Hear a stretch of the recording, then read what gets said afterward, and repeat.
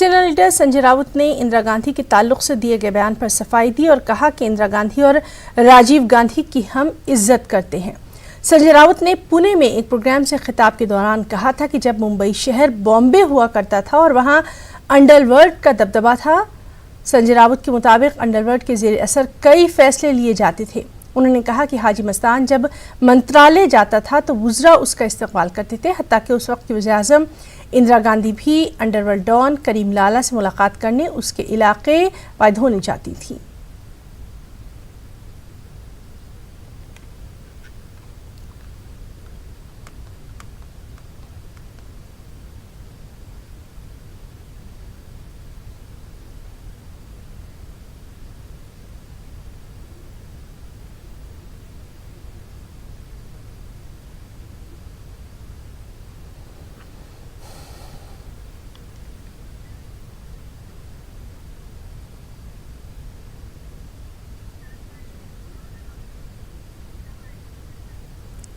और चलिए एक बार फिर से रुख करेंगे हम हमारे साथी प्रशांत पांडे का, जिनसे हम तमाम तर तफसीलात जानेंगे। प्रशांत, इससे पहले जब हम खबरों में बात कर रहे थे तो यही बात हमने की थी कि संजय राउत जो है वो अपने बयान पर कायम रहते हैं या फिर कुछ और कहते हैं, और देखिए बिल्कुल वही हुआ। क्या कुछ कहा उन्होंने दोबारा? जी बिल्कुल, देखिए कुछ समय पहले अभी उन्होंने मीडिया से मुलाकात की और साफ तौर पर उनका मुद्दा ये था कि जिस तरह से उदय राजे भोसले को उन्होंने कहा था कि ये शिवाजी महाराज के वंशज है, इसका क्या सबूत है। तो इसी बात को लेकर वो मीडिया से मिले थे। हालांकि जब वहां पर ये सवालात किए गए कि जिस तरह से कल पुणे में उन्होंने बयान दिया था कि करीम लाला और बाकी अंडरवर्ल्ड डॉन से जो है संबंध जो है हमारे पुराने प्रधानमंत्रियों का रहा है, जिसमें इंदिरा गांधी का उन्होंने नाम लेकर ये कहा कि पायदुनी में जाकर वो करीम लाला से मुलाकात करते थे। जब ये सवाल किया गया तो उन्होंने साफ तौर पर कहा कि ऐसा उन्होंने कुछ नहीं कहा है।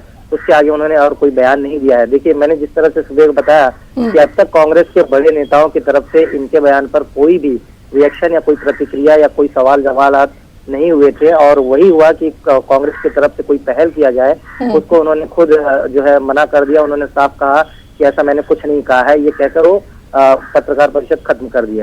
बहरहाल अब देखना होगा कि इस मामले को लेकर अब कांग्रेस की तरफ से अगर कोई प्रतिक्रिया आती है तो क्या कुछ वो कहते हैं। और बहरहाल जिस तरह से कल पुणे में उन्होंने जिस तरह से बयान दिए थे, तो उसे जब एक बार वीडियो क्लिप उनको दिखाया जाएगा, फिर बार बार जब पूछा जाएगा तो देखना होगा कि आने वाले दिनों में उन्होंने किस चीज को लेकर और किस एंगल में और किस बात को लेकर कहा था, ये देखने वाली बात होगी।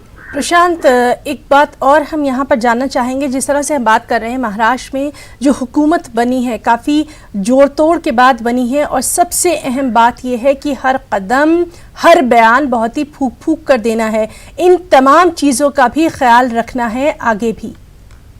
जी बिल्कुल, देखिए इसमें कोई दो राय नहीं है, क्योंकि जिस तरह से मैंने पहले कहा कि पिछले दिनों खुद उद्धव ठाकरे ने ये बयान दिया था कि वो 3 पहियों की सरकार चला रहे हैं। तो ऐसे में 3 जो बड़ी पार्टियां हैं, शिवसेना, एनसीपी और कांग्रेस, तो इनके जो बड़े बड़े नेता हैं उन्हें हर एक बयान को देने से पहले तीनों पार्टियों का एक मत लेना बेहद जरूरी है, क्योंकि तीनों पार्टियों की जो विचारधाराएं हैं इससे पहले बिल्कुल अलग अलग थे। तो ऐसे में अगर कोई बयान कोई देता है तो उसे किस हद तक देना है और कहाँ तक देना है और क्या ये देना सही होगा, इन सारी चीजों पर तीनों पार्टियों का जब एक मत होगा तो ही बयान इशू किया जाएगा। हालांकि संजय राउत एक भूमिका हमने देखी थी कि इलेक्शन के बाद से लगातार सरकार बनाने में काफी अहम भूमिका उन्होंने निभाई थी, और यही वजह है कि उनके किसी भी बयान को काफी सीरियसली और काफी महत्वपूर्ण दिया जाता है। और इसी चीज को लेकर जब कल उन्होंने पुणे के कार्यक्रम में इस तरह का बयान दिया तो तमाम सवालात खड़े होने शुरू हो गए। और तब कल से लेकर अब तक मैं आपको बता दूं, कांग्रेस के कोई भी वरिष्ठ नेता या कोई मंत्री किसी भी प्रकार का बयान उनके बयान पर नहीं दिया था, और कोई कहे उससे पहले उन्होंने मीडिया से मुलाकात की और साफ तौर पर कह दिया कि ऐसा उन्होंने कुछ नहीं कहा है। बहरहाल अब देखना होगा कि इन सारी जो बयानबाजी की प्रक्रिया शुरू हुई है ये कहाँ तक जाती है और कहाँ पर जाके खत्म होती है, क्योंकि कांग्रेस के अभी तक कोई बड़े नेता, बड़े मंत्री जो है मीडिया से मुलाकात नहीं कर पाए, और इस बयान पर अभी तक उन्होंने कोई रिएक्शन नहीं दिया है। जी प्रशांत, बहुत बहुत शुक्रिया आपका तमाम तर जानकारी के लिए।